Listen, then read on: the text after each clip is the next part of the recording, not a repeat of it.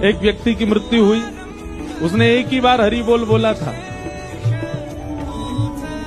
मृत्यु के बाद जब यमराज के पास गए तो यमराज ने कहा, हाँ भाई तुमने जीवन भर बहुत पाप किए हैं।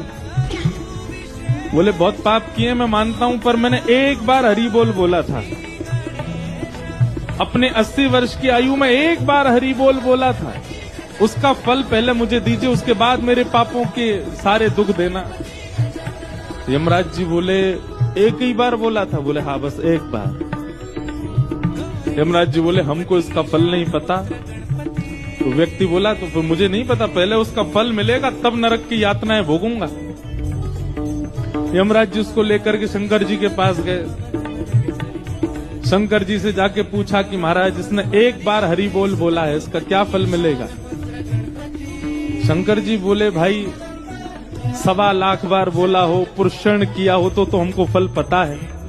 1 करोड़ बार बोला हो उसका फल भी हमको पता है। जीवन भर बोला हो, प्रत्येक दिन बोला हो उसका भी फल एक बार बोलने का फल हमको नहीं पता। व्यक्ति बोला ऐसे काम नहीं चलेगा, आप दोनों को मैं देख लीजिए, फिर मैं भगवान से शिकायत करूंगा, मुझे फल नहीं दे रहे हैं, एक बार का फल दीजिए। शंकर जी बोले इसको एक काम करो, ब्रह्मा जी के पास ले चलो। तो यमराज जी शंकर जी उसको लेकर ब्रह्मा जी के पास गए। ब्रह्मा जी भी बोले भैया हमको सबके फल पता है, एक बार का फल नहीं पता।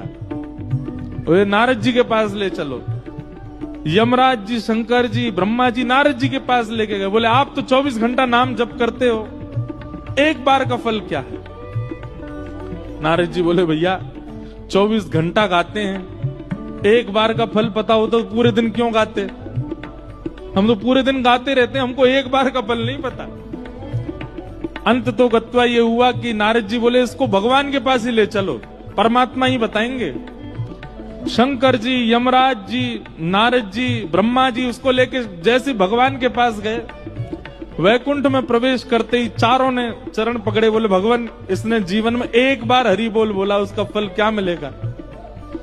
भगवान बोले अब और फल जानने की क्या आवश्यकता है? स्वयं ब्रह्मा जी यमराज जी शंकर जी नारद जी जिसको लेके वैकुंठ नाम है, समझो यही एक बार हरि बोल का फल है।